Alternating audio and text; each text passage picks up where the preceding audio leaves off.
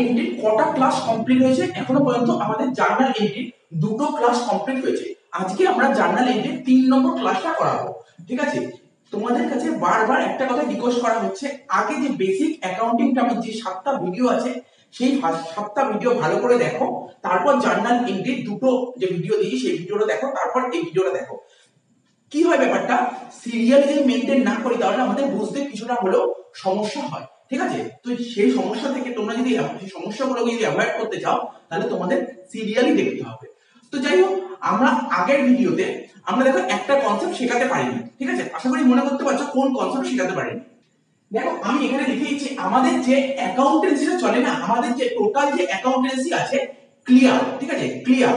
আমি বলেছিলাম আমাদের যে অ্যাকাউন্টেন্সি 5টা ওয়ার্ডের উপর দাঁড়িয়ে, ঠিক আছে? সেই 5টা ওয়ার্ডের সম্পর্কে যদি আমাদের প্রপার নলেজ থাকে তাহলে অ্যাকাউন্টেন্সি কোনো ব্যাপারই নয়। এই 5টা ওয়ার্ড সম্পর্কে আমাদের ডিটেইলস নলেজ থাকতে হবে। চলো 5টা ওয়ার্ডের নাম আরেকবার লিখে নিই, ঠিক আছে? প্রথমে লিখি ক্লিয়ার। কি লিখলাম? ক্লিয়ার, সি এল ই এ আর, ঠিক আছে? ক্লিয়ার। সি ফর কি? সি ফর হচ্ছে তোমার ক্যাপিটাল। কি লিখলাম? সি ফর হচ্ছে আমাদের ক্যাপিটাল। তারপর এল ফর লায়াবিলিটি। কি লিখলাম? L for liability. আচ্ছা, ই ফর এক্সপেন্সেস। কি লিখলাম? E for expenses. আচ্ছা, A for assets. A for তোমার অ্যাসেটস। আর আর ফর রেভিনিউ। কি লিখলাম? R for revenue. তো বারবার বলছি তোমাদের এই কনসেপ্টটা পুরো মাথার মধ্যে ঢুকিয়ে নেবে। এই কনসেপ্টটা পুরোপুরি মাথার মধ্যে ঢুকিয়ে নেবে। এই যে 5টা ওয়ার্ড বললাম, ঠিক আছে? 5টা টার্ম বললাম, এই যে capital, liability, expenses, assets, revenue, এই 5টা কনসেপ্ট সম্পর্কে যদি আমাদের প্রপার নলেজ থাকে তাহলে আমাদের অ্যাকাউন্টিংয়ে কোনো ভয়ই লাগবে না। এই মেইন এই 5টা জিনিস আমাদের পুরো ক্লিয়ার রাখতে হবে। তো আমরা যে জার্নাল এন্ট্রিসের দুটো ভিডিও প্রোভাইড করেছি সেখানে ক্যাপিটাল বোঝানো হয়েছে, লায়াবিলিটি বোঝানো হয়েছে, এক্সপেন্সেস বোঝানো হয়েছে, অ্যাসেটস বোঝানো হয়েছে। রেভিনিউ আগের ভিডিওতে বোঝানো হয়নি, কেন না ভিডিওটা এমনি অনেকটা বড় হয়ে গেছিল। আমি চাইনি রেভিনিউটা ওর মধ্যে দিতে, ঠিক আছে? রেভিনিউ দিলে ভিডিওটা আরো বড় হয়ে যেত, তোমাদের বুঝতে অসুবিধা হতো, কারণ একদিনে এতটা যদি করতে হয় প্রেশারটা অনেকটা বেড়ে যেত। তাই আমি আলাদা সেপারেট ভিডিওতে রেভিনিউটা করব। এই ভিডিওটা খুব একটা বড় হবে না, কারণ শুধু রেভিনিউ কনসেপ্টই এখানে থাকবে। আর একটা কথা আমি তোমাদের বলে দিই, আমরা যে অ্যাকাউন্টেন্সি করি না, আমাদের যে অ্যাকাউন্টিংটা হয়, ঠিক আছে? অ্যাকাউন্টিং করার দুটো প্রসেস আছে, ঠিক আছে? দুটো প্রসেস মানে দুটো কনসেপ্ট বলতে পারো, ঠিক আছে? দুটো কনসেপ্টটা কি, মানে আমাদের যে অ্যাকাউন্টসের যে রুল হয়, আমাদের যে অ্যাকাউন্টসের যে রুল হয়, এই যে অ্যাকাউন্টসের যে রুল হয়, অ্যাকাউন্টসের দুটো রুল হয়, ঠিক আছে? দুটো রুল। একটা রুল হচ্ছে তোমার ট্র্যাডিশনাল অ্যাপ্রোচ, একটাকে বলে ট্র্যাডিশনাল অ্যাপ্রোচ। কি লিখলাম? ট্র্যাডিশনাল অ্যাপ্রোচ, ঠিক আছে? আরেকটাকে কি বলে? আরেকটাকে বলে মডার্ন অ্যাপ্রোচ। কি লিখলাম? Modern approach. একটা হচ্ছে তোমার ট্র্যাডিশনাল অ্যাপ্রোচ আর একটা হচ্ছে মডার্ন অ্যাপ্রোচ।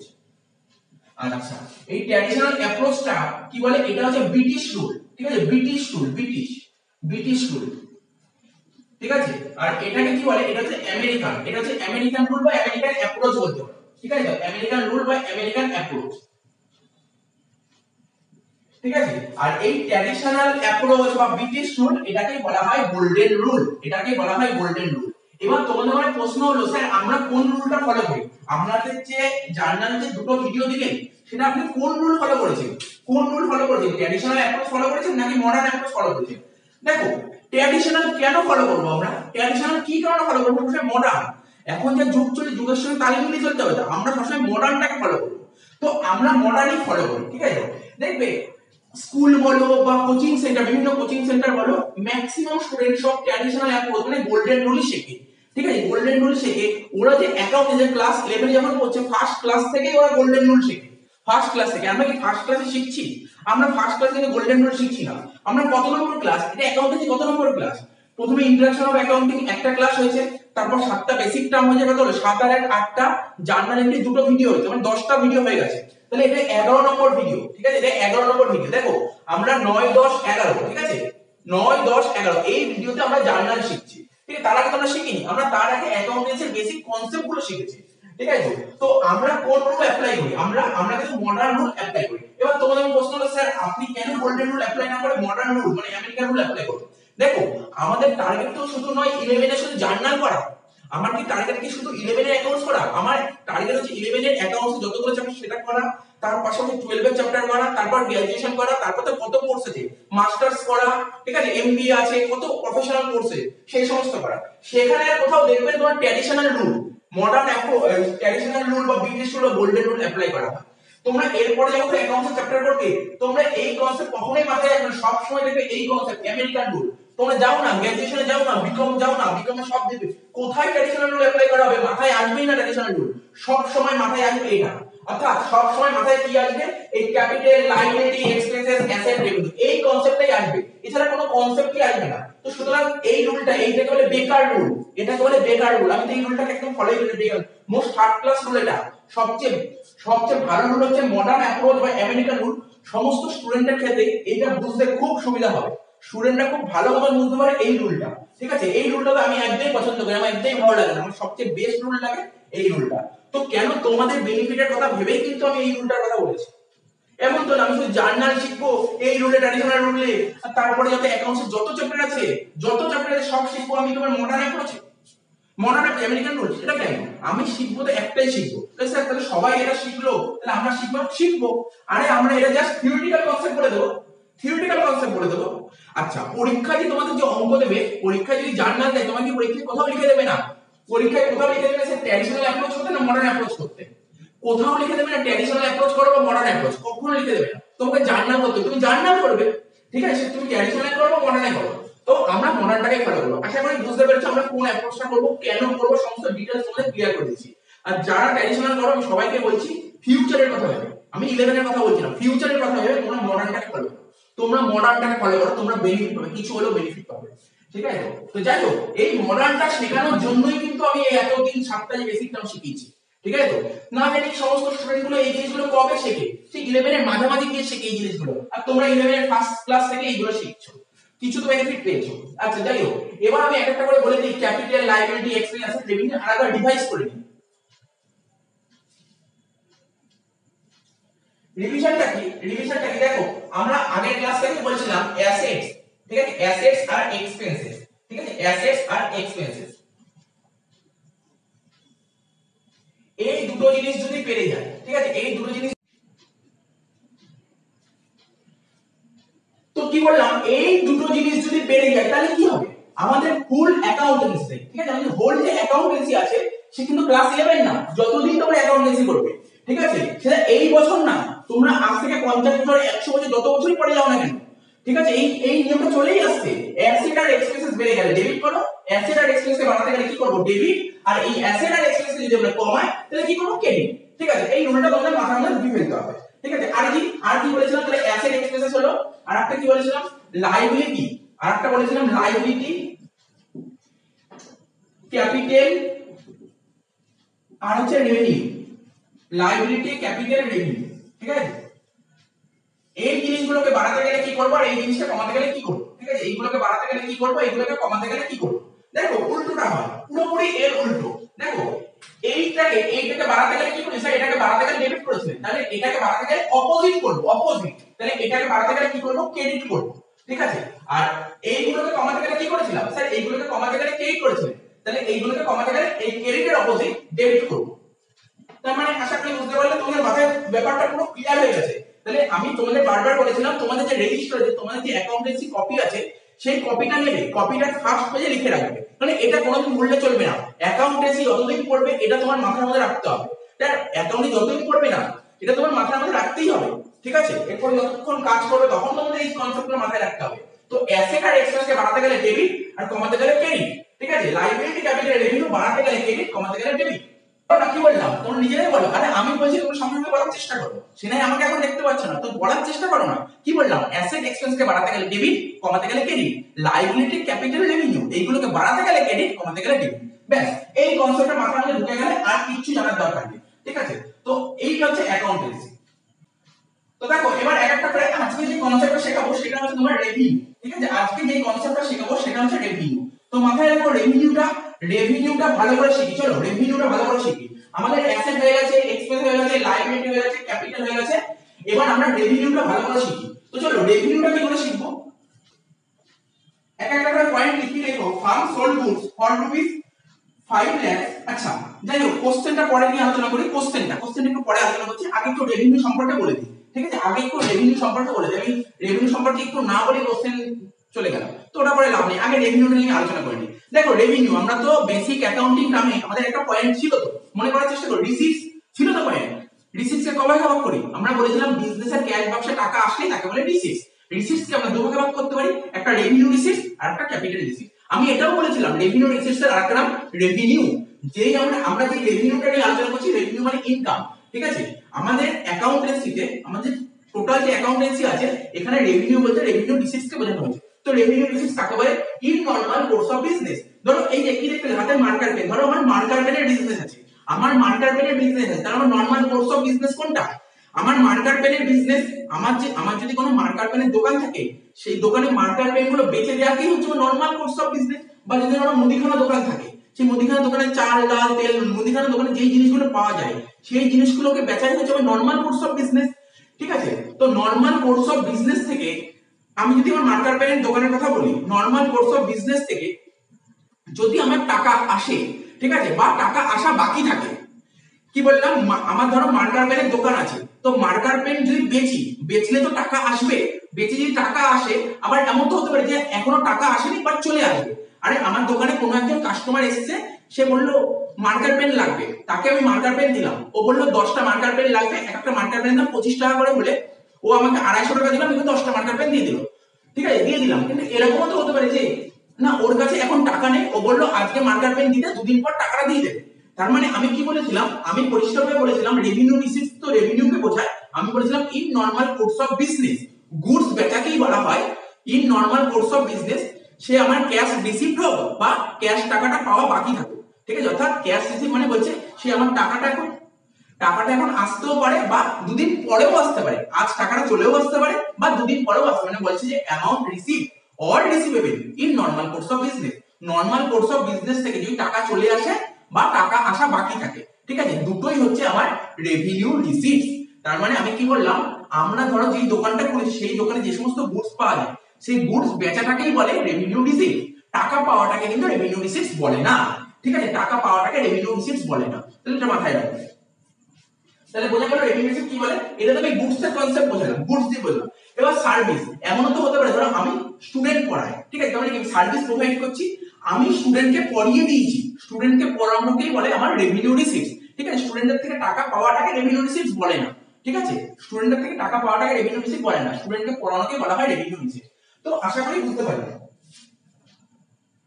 তো একটু এই ব্যাপারে একটু লিখে নাও রেভিনিউ জিনিসটা কি। এখানে লিখে দিচ্ছি রেভিনিউ। ঠিক আছে, বারবার বলছি রেভিনিউ বলতে আমরা টোটাল অ্যাকাউন্টস এর রেভিনিউ বলতে রেভিনিউ রিসিটস কে বুঝি। ঠিক আছে, তো দেখো একটা তো হয় গুডস, একটা গুডস এর দিক দিয়ে যদি বোঝায়, গুডস কি লিখলাম, গুডস সোল্ড। ঠিক আছে, গুডস সোল্ড, গুডস সোল্ড, এই গুডস সোল্ডটা আমরা ক্যাশেও করতে পারি, আবার আমরা ক্রেডিটেও করতে পারি। আচ্ছা, আরেকটা কি বললাম, সার্ভিসেস, আরেকটা বললাম সার্ভিসেস। তো রেভিনিউর কনসেপ্ট যখনই আমরা বুঝবো, তো আমরা একবার গুডস এর দিক থেকেও বুঝতে পারি, আমরা যে ব্যবসা করি আমরা যে শুধু গুডস এর উপরই ডিল করি এমন না, আমরা তো সার্ভিসেরও ডিল করি। আরে জানো না, যারা ইন্টারনেট পরিষেবা দেয়, তো তারাও তো বিজনেস করছে, তারা কি তারাই কোনো গুডস বেচে না, তারা সার্ভিস দিচ্ছে। তো সার্ভিসের উপরও বিজনেস হতে পারে, গুডস এর উপর বিজনেস হতে পারে। মাথায় রাখতে হবে তোমাকে, যদি গুডস এর কথা বলি, ঠিক আছে, গুডস বেচাটাকে, ঠিক আছে, গুডস বেচাটাকে বলা হয় রেভিনিউ। সেটা আমি ক্যাশেও বেচতে পারি, আবার ক্রেডিটেও বেচতে পারি। এমন না তোমরা বলে স্যার ক্যাশে গুডস বেচি মানে আমার শুধু রেভিনিউ হচ্ছে, ক্যাশে গুডস বেচ, এরকম না। ক্যাশেও গুডস বেচতে পারি, ক্যাশে গুডস বেচলে টাকা চলে আসলো, আর ক্রেডিটে গুডস বেচলে আরে এখন টাকা আসলে দুদিন পরে টাকা চলে যাবে, ফিউচারে টাকা চলে আসবে। তার মানে গুডস বেচাটাকে বলা হয় রেভিনিউ। আর সার্ভিসের কথা যদি বলি, চলো সার্ভিসটা নিয়ে লিখে নাও। দেখো if services have been rendered, কি লিখবে, লেখো ইফ, লেখো if services have been rendered, if services have been rendered, if services have been rendered, full stop, it means revenue has been earned, it means revenue has been earned, it means revenue has been earned.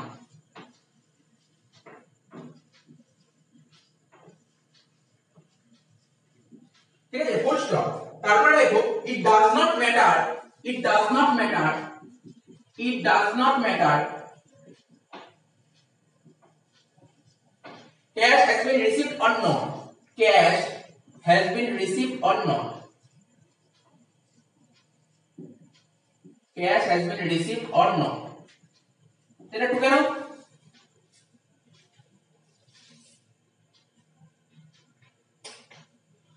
তোমরা বলবে sir এটা জানি নতুন কি, আরে অঙ্ক করতে সুবিধা হবে না লিখে দিলাম, তোমাদেরও বুঝতে সুবিধা হবে। সার্ভিসের কথা যদি বলি, if services have been rendered, ঠিক আছে, যদি আমি আমার কথাই বলি, আমি তো স্টুডেন্ট পড়াচ্ছি, তার মানে তোমাদের সার্ভিস দিচ্ছি, আমি যদি সার্ভিস দিয়ে দিই মানে আমি যদি তোমাদের পড়িয়ে দিই, আমি যদি তোমাদের পড়িয়ে দিই, ঠিক আছে, ধরো এটা আগস্ট মাস, ধরো আমি আগস্ট মাস পড়িয়ে দিলাম, এবার আগস্ট মাসের মাইনাটা, ঠিক আছে, কি বলেছে, it means revenue has been earn, মানে সার্ভিস দিয়ে দিলাম, আমি যে তোমাদের পড়িয়ে দিলাম এটাকে বলবো রেভিনিউ হয়ে গেছে, মানে আমার ইনকাম হয়ে গেছে। এটা কোনো ম্যাটার করেই না টাকাটা পেলাম কি পেলাম না, আর টাকা পেলে তো টাকা চলে আসলো, টাকা যদি না পাই টাকা কদিন পরে পাবো, আজ পাইনি দুদিন পরে পাবো। তার মানে একটা জিনিস মাথায় রাখবে, সার্ভিস দিয়ে দিলে তখন বলা হয় রেভিনিউ হয়ে গেছে। তো মোটামুটি বোঝা গেল। এইবার আমরা অঙ্কে চলে আসি, কয়েকটা জার্নাল করব। দেখো 1 নম্বর কি লেখো, একটা করে পয়েন্ট দিয়ে দিচ্ছি, দেখো farm sold goods for ₹50,000, farm sold goods for ₹50,000, farm sold goods for ₹50,000 in cash, farm sold goods for ₹50,000 in cash,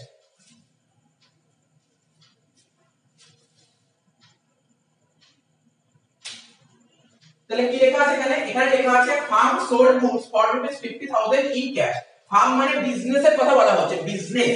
আচ্ছা বলো, মনে করার চেষ্টা করো তোমরা, তোমাদের কি বলেছিলাম আমি ঠিক ফার্স্ট ভিডিওতে, বেসিক অ্যাকাউন্টিং নামের ফার্স্ট ভিডিওতে গুডস সম্পর্কে আলোচনা করেছিলাম। আমি কি বলেছিলাম, আমি বলেছিলাম গুডস কে আমরা দুই ভাগে ভাগ করতে পারি, গুডস যদি কিনি তখন পারচেজ কথাটা ইউজ করা হবে, আর গুডস যদি বেচি তখন সেল কথাটা ইউজ করা হবে। তার মানে আমাদের যে টোটাল অ্যাকাউন্টেন্সি আছে, অ্যাকাউন্টেন্সিতে সেল কথাটাকে কখন ইউজ করব, সেল কথাটা কখন ইউজ করব, গুডস বেচলে, গুডস বেচলে সেল কথাটা ইউজ করব। ধরো আমার মার্কার পেনের দোকান আছে, ঠিক আছে, আমার মার্কার পেনের দোকান আছে, তা মার্কার পেন যদি বেচে দিই, আমার মার্কার পেনের দোকান, আমি যদি মার্কার পেন বেচি, আমি বলবো না মার্কার পেন বেচেছি, আমি বলবো গুডস বেচেছি।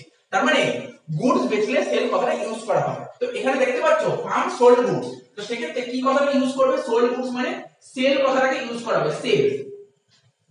তো বলো, তো আশা করি বুঝতে পেরেছো সেল, সেলটা কি এইমাত্র বোঝালাম, সেল হচ্ছে স্যার, সেল তো বিজনেসের রেভিনিউ, এইমাত্র বললাম রেভিনিউ, রেভিনিউ জিনিসটা কি, in normal course of business, in normal course of business goods বেচাটাকে বলা হয় রেভিনিউ। তাহলে গুডসই বেচেছি, আরে আমি কি বেচেছি, গুডসই তো বেচেছি, এটাই তো আমার রেভিনিউ, তাহলে সেলটাই তো হচ্ছে আমার রেভিনিউ। তো বলো এই সেলের ফলে আমার বিজনেসের এই যে সেল হচ্ছে, তো সেল, সেল মানে তো রেভিনিউ, আর রেভিনিউ মানে ইনকাম, এর ফলে বিজনেসের ইনকাম বাড়বে না কমবে, স্যার এর ফলে বিজনেসের ইনকামটা বেড়ে যাবে, বিজনেসের ইনকামটা বেড়ে যাবে, ঠিক আছে। তো বিজনেসে দেখো এখানে কি লেখা আছে, ইনকাম মানে রেভিনিউ, তো রেভিনিউ বাড়লে, স্যার রেভিনিউ বাড়লে এটাকে ক্রেডিট করতে হয়, এটাকে লিখো ক্রেডিট, ঠিক আছে। তো এবার দেখো ফার্ম যে গুডস বেচলো, গুডস বেচলে কি আসবে, আরে ফার্ম যে গুডস বেচলো তাহলে কি আসবে, আমি যদি আমার ধরো দোকান আছে, আমি ধরো মার্কার পেনের দোকান আছে, মার্কার পেন কাউকে বেচলাম, হ্যাঁ এমন হতে পারে তাকে আমি ক্যাশেও বেচতে পারি, আবার ধারেও বেচতে পারি। যদি ক্যাশে বেচি তাহলে সে আমাকে টাকা দিয়ে দেবে, আর ধারে বেচলে কদিন পরে টাকা দেবে। তাহলে আমি কিসে বেচেছি এখানে, স্যার এখানে বলে দিয়েছি আপনি ক্যাশে বেচেছেন, আপনি ক্যাশে বেচেছেন, তার মানে ক্যাশে বেচেছি মানে টাকা পেয়ে গেছি, তার মানে কি বিজনেসে ক্যাশ এসছে, কি বললাম বিজনেসে ক্যাশ এসছে, কথাটা কি বললাম স্যার, বিজনেসে ক্যাশ এসছে, ক্যাশ এসছে মানে ক্যাশ বেড়েছে, ক্যাশ তো আমাদের অ্যাসেট, আর আমরা জানি অ্যাসেট কে বাড়াতে গেলে কি করতে হয়, স্যার অ্যাসেট কে বাড়াতে গেলে ডেবিট করতে হয়। তাহলে জার্নালটা কি লিখবো, লেখো তোমরা জার্নালটা লেখো, cash account debit to sales account, কি লিখলাম, cash account debit to sales account, লেখো cash account debit to sales account. তো আশা করি প্রথম জার্নালটা বুঝতে পেরেছো, cash account debit to sales account কত টাকা, 50,000, 50,000, ঠিক আছে। অ্যামাউন্ট কিন্তু সব সময় সেম হয়, ঠিক আছে, অ্যামাউন্ট সব সময় সেম হয়, ডেবিটে যত টাকা অ্যামাউন্ট হবে ক্রেডিটে ঠিক তত টাকা অ্যামাউন্ট হতে হবে, ঠিক আছে। তাহলে 1 নম্বর পয়েন্ট হলো, অনেকগুলো পয়েন্ট করাবো, সবে 1 নম্বর পয়েন্ট হলো। তো আশা করি 1 নম্বর পয়েন্ট হয়ে গেছে, তাহলে 1 নম্বর পয়েন্টটা মুছে দিই, 1 নম্বর পয়েন্টটা মুছে দিই, এবার 2 নম্বর পয়েন্টে চলে আসি।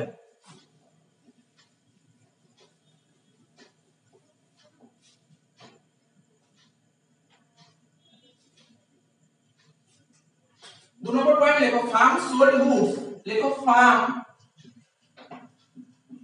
sold goods for rupees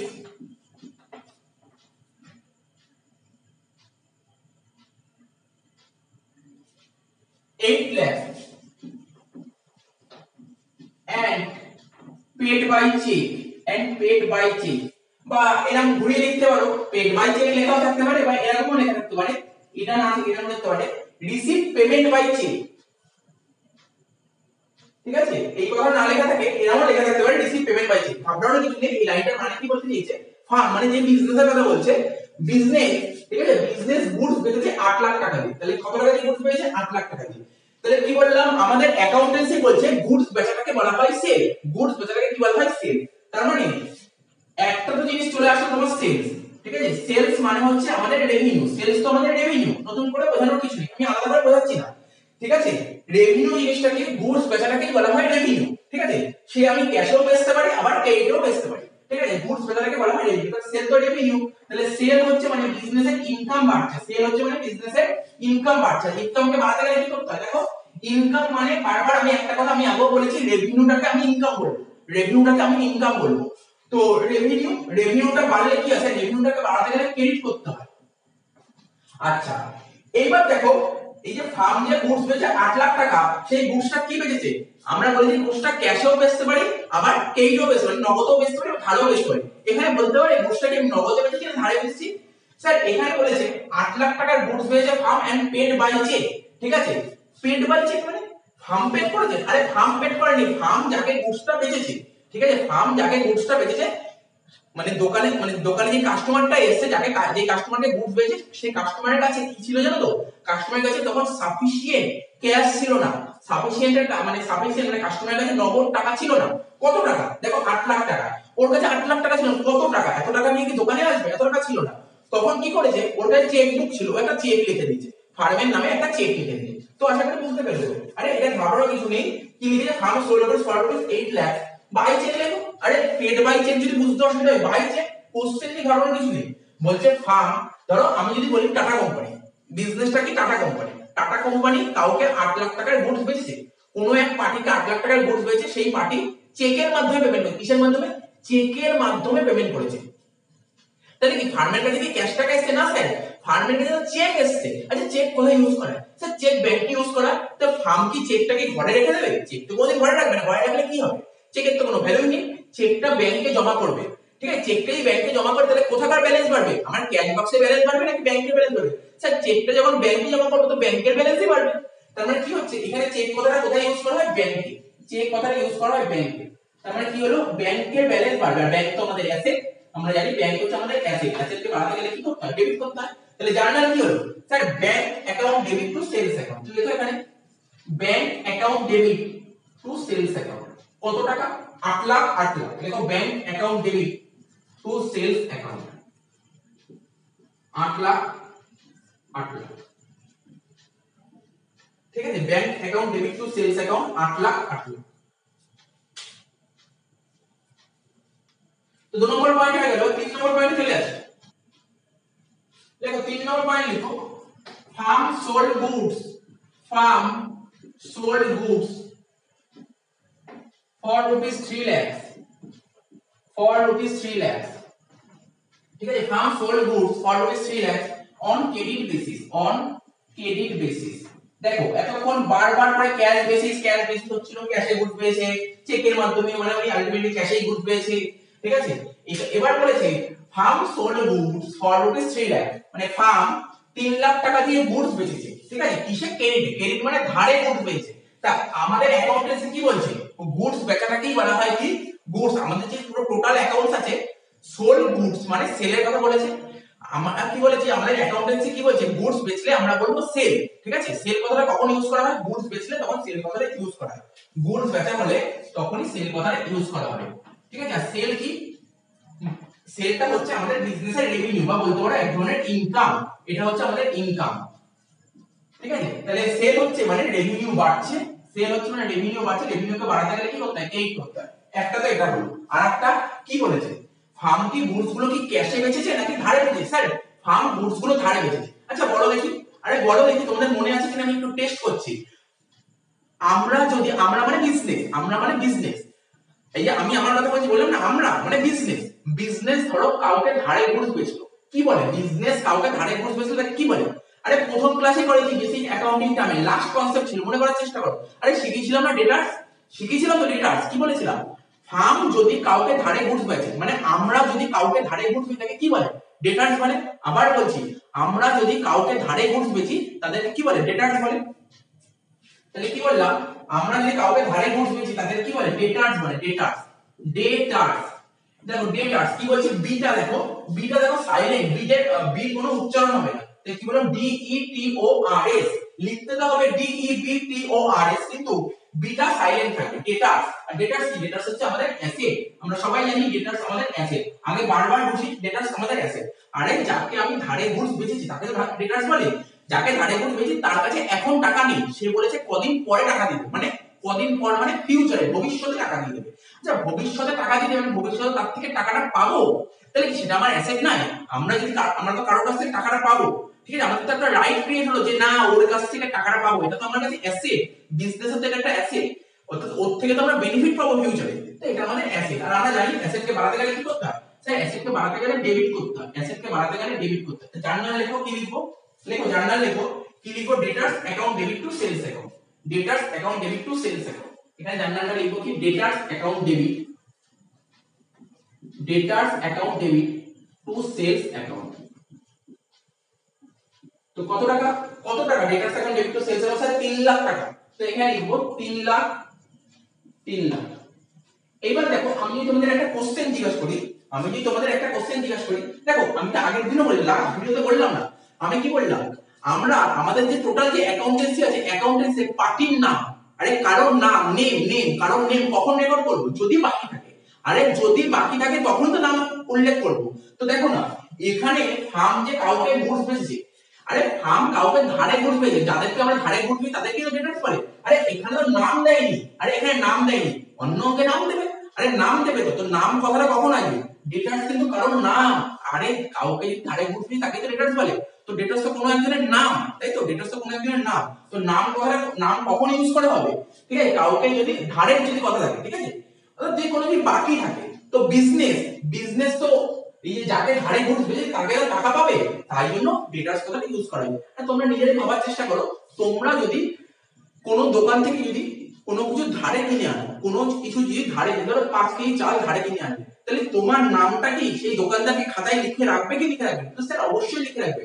আমি যদি কোনো দোকান থেকে যদি ধারে কিছু কিনে আনি, আমার নাম অবশ্যই খাতায় লিখে রাখবে। কিন্তু তুমি যদি ক্যাশ টাকায়, ধরো 5 কেজি চালের দাম, 1 কেজি চালের দাম 40 টাকা হয়, 5 কেজি চালের দাম 200 টাকা, তুমি 200 টাকা দিলে ও তোমাকে 5 কেজি চাল দিবে, তখন কি তোমার নাম খাতায় লিখে রাখবে? তখন কোনোদিন নাম লিখে রাখবে না, কারণ তুমি তো টাকা দিয়ে দিছো, তোমার নাম কেন লিখে রাখবে? কখন নাম লিখে রাখে? যদি তুমি বাকিতে কেনো তখন তোমার নামটা লিখে রাখবে। লিখে রাখাটা অবশ্যই উচিত, লিখে রাখাটা অবশ্যই উচিত। কেন উচিত? দেখো তুমি তুমি তো পরবর্তী সময় ডিনাই করতেই পারো যে না তুমি ওর থেকে মাল নাওনি, প্রমাণ কি আছে? ও তো প্রমাণ সঙ্গে রাখতে হবে তো, বা কখন তোমার কাছে কত, তোমাকে কোন দিন কত টাকার গুডস বেচে, এগুলো তোকে রেকর্ড রাখতে হবে। তো এই কারণের জন্য তাহলে মাথায় রাখবে, আমাদের যে টোটাল অ্যাকাউন্টেন্সি আছে, অ্যাকাউন্টেন্সি যদি কোনো কিছু বাকি থাকে তখনই কিন্তু পার্টির নাম আসবে, আদারওয়াইজ পার্টির নাম আসবে না। এই যা কনসেপ্ট বুঝতে অসুবিধা, চলো পরের কনসেপ্টে চলে আসি। আরে এই উদাহরণটাই চেঞ্জ করে দেই, এই উদাহরণটাই চেঞ্জ করে দিই, এটাই চেঞ্জ করে দিচ্ছি। কি বলছে? Farm sold goods rupees 3 lakh on credit basis, ঠিক আছে, লিখে দাও টু রহিম, ঠিক আছে। এবার বুঝতে পেরেছো? আরে এবার বুঝতে পেরেছো? বলছে ফার্ম সোল্ড গুডস, আমাদের টোটাল অ্যাকাউন্টেন্সি বলছে, অ্যাকাউন্টেন্সি কি বলছে? গুডস বেচাকে বলা হয় সেল, গুডস বেচাকে বলা হয় সেল। তার মানে সোল্ড গুডস হয়েছে, তাহলে এটাকে কি বলবো? সেলস। আর সেল কি? আমাদের রেভিনিউ, নতুন করে বলার কিছু নেই, রেভিনিউ। আর সেল হলে বিজনেসের রেভিনিউ মানে ইনকাম বাড়ছে, ইনকামকে বাড়াতে গেলে কি করতে হয়? ক্রেডিট করতে হয়। আর কি বলেছি? আরেকটা কথা বলেছি, আমাকে কোশ্চেনটা পড়ে দেখতে হবে ফার্ম যে গুডস বেচেছে এটা কি ক্যাশে বেচেছে, নগদে বেচেছে, নাকি ধারে বেচেছে।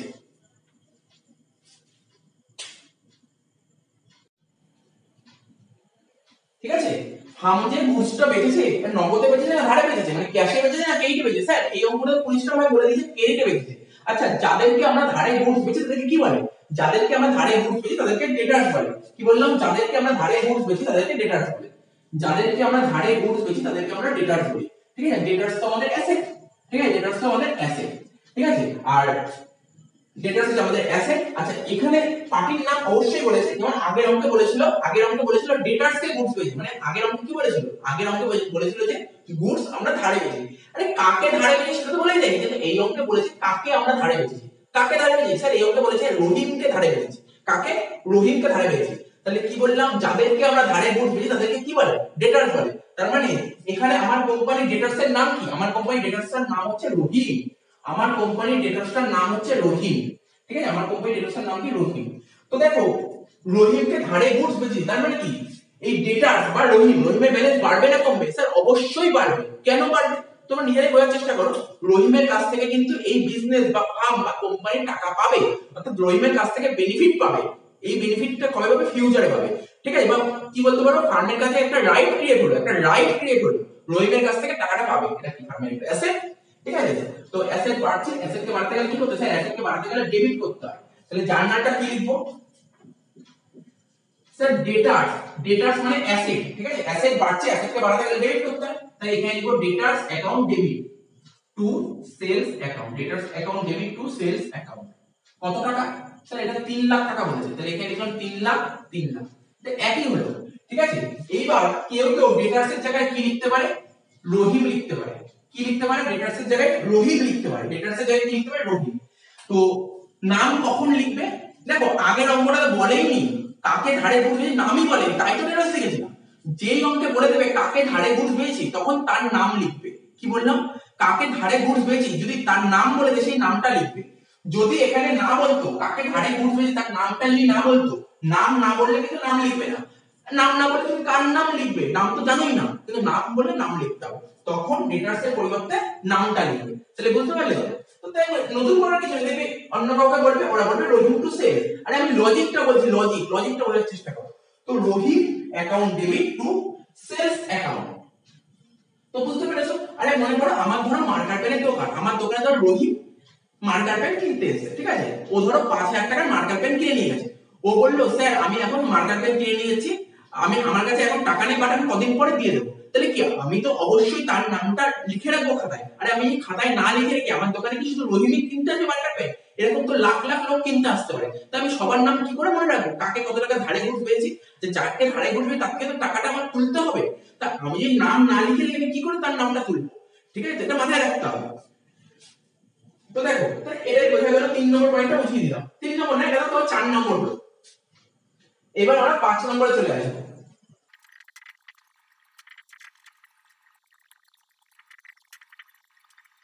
দেখো এর পরের পয়েন্টটা দেখো কি লেখা আছে, বলছে 5 নম্বর বলছে farm sold goods costing rupees 1,20,000 for rupees 1,50,000 to run on credit basis.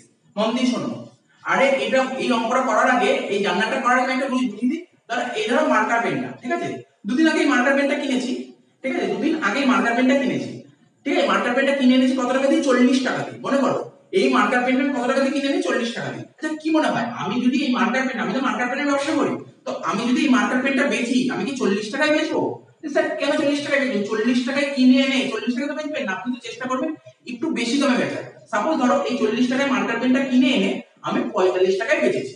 তার মানে কি বললাম, আমি এই মার্কার পেনটা মার্কেট থেকে 40 টাকায় কিনে আমি কত টাকায় বেচবো, আমি যাকে এই মার্কার পেনটা বেচবো নিশ্চয়ই 40 এ বেচবো না, আমি একটু বেশি দামে বেচার চেষ্টা করব। তো সাপোজ ধরো আমি মার্কার পেনটা 45 টাকায় বেচে দিয়েছি। তার মানে আমি কত টাকা, আমি যাকে মার্কার পেনটা বেচলাম তার কাছ থেকে কত টাকা পেলাম, স্যার 45 টাকা পেলাম। তার মানে কি আমি বইতে রেকর্ড করবো কত টাকা, 40 টাকা না 45 টাকা? স্যার আপনি যত টাকায় বেচেছেন, তত টাকা রেকর্ড করবেন। আচ্ছা এটা যদি বুঝতে পারেন তাহলে এই পয়েন্টটা বুঝতে পারবেন। বলেছে farm sold goods costing rupees 1,20,000 for rupees 1,50,000 to run on credit basis. বলছে ফার্ম মানে বিজনেস গুডস বেচেছে, ঠিক আছে, বিজনেস গুডস বেচেছে। যেই গুডসটার দাম ছিল 1,20,000, যেই গুডসটার দাম ছিল 1,20,000, ঠিক আছে, এই গুডসটার দাম ছিল 1,20,000, যেটা কিনা 1,50,000 টাকায় বেচেছে। তার মানে ফার্ম, আমি যে ফার্মের কথা বলছি, বিজনেসের কথা বলছি, বিজনেস 1,20,000 টাকার গুডস 1,50,000 টাকায় বেচেছে। তার মানে কত টাকা বিজনেস রেকর্ড করবে, 1,20,000 গুডস 1,50,000 এ বেচেছে, ঠিক আছে। কত টাকায় গুডস বেচেছে, মেন হচ্ছে কত টাকায় গুডস বেচেছে ইম্পর্টেন্ট, কত টাকার গুডস ওটা ইম্পর্টেন্ট না, কত টাকায় বেচেছে স্যার 1,50,000 টাকায় বেচেছে। তো এই 1,50,000 টাকাই কিন্তু আমার ইম্পর্টেন্ট, আমার ইম্পর্টেন্ট কিন্তু 1,50,000, 1,20,000 ইম্পর্টেন্ট না। চলো আবার বলে দিই, আমার ধরো এই মার্কার পেনটার দাম 40 টাকা, 40 টাকার মার্কার পেন আমি 45 টাকায় বেচেছি। কত টাকায় বেচেছি সেটাই ইম্পর্টেন্ট, কত টাকার মার্কার পেন কোনো ম্যাটার করে না। তার মানে এখানে যে কস্ট দিয়েছে, এই যে এখানে কস্ট দেখতে পাচ্ছ না, এটা হাউ দিয়েছে, এটা কোনো কাজে লাগবে না। কি বলেছে 1,20,000 টাকার 1,20,000 টাকার গুডস 1,50,000 টাকায় বেচেছে। তো মেন হচ্ছে কত টাকায় বেচেছে, এটা ইম্পর্টেন্ট। ইম্পর্টেন্ট কোনটা, কত টাকায় গুডস বেচেছে। তো আমার বইতে রেকর্ড হবে কত, যত টাকায় গুডস বেচেছে, মানে 1,50,000 টাকা। তো বুঝতে পারলাম। আরেকটা কথা বলে দিই, সোল্ড গুডস, সোল্ড গুডস মানে সেলটাকে বোঝায়। আমাদের অ্যাকাউন্টেন্সিতে গুডস বেচাটাকে বলা হয় সেল। সেল তো আমাদের রেভিনিউ, এক্ষেত্রে রেভিনিউ বাড়ছে, রেভিনিউকে বাড়াতে গেলে ক্রেডিট করতে হয়। আচ্ছা কাকে বেচেছে ফার্ম গুডসটা, এটা স্যার ফার্ম গুডসটা বেচেছে রামকে। কাকে বেচেছে, রামকে গুডস বেচেছে। আমরা কি জানি, যাদের রামকে গুডস বেচেছে কিসে, স্যার ধারে বেচেছে, ক্রেডিট বেচে। যাদেরকে আমরা ধারে গুডস বেচি তাদেরকে কি বলে, তাদেরকে ডেটার্স বলে, তাদেরকে আমরা ডেটার্স বলি, ডেটার্স। আর ডেটার্স তো আমাদের অ্যাসেট, ডেটার্স তো আমাদের অ্যাসেট। তো এই ডেটার্সটার নাম কি, আমরা কাকে ধারে গুডস বেচেছি, রামকে ধারে বেচেছি, আমরা রামকে ধারে গুডস বেচেছি। তো এইখানে রাম হচ্ছে এই কোম্পানির ডেটার্স, মানে আমার কোম্পানি বা আমার ব্যবসার ডেটার্স এর নাম কি, রাম। ঠিক আছে, রাম। তো এক্ষেত্রে ডেটার্স এর ব্যালেন্স বেরিয়ে আছে। তো জানো রামকে ধারে গুডস বেচে রামের থেকে টাকা পাবো, তাই রামের ব্যালেন্স বেরিয়ে আছে। তো অ্যাসেট কে বাড়াতে গেলে কি করতে হয়, স্যার ডেবিট করতে হয়। তাহলে জানলাম কি হলো, Ram account debit, Ram account debit to sales account, Ram account debit to sales account. কত টাকা, স্যার 1,50,000, 1,20,000 তো আসবে না, আগেই বলে দিলাম। ঠিক আছে, এবার তোমরা বলছো স্যার ডেটার্স লিখলাম, আমি কি বললাম, যদি পার্টির নাম উল্লেখ থাকে তখন পার্টির নাম লিখবে, ডেটার্স লিখবে। আচ্ছা এবার 6 নম্বর পয়েন্টটা করাবো।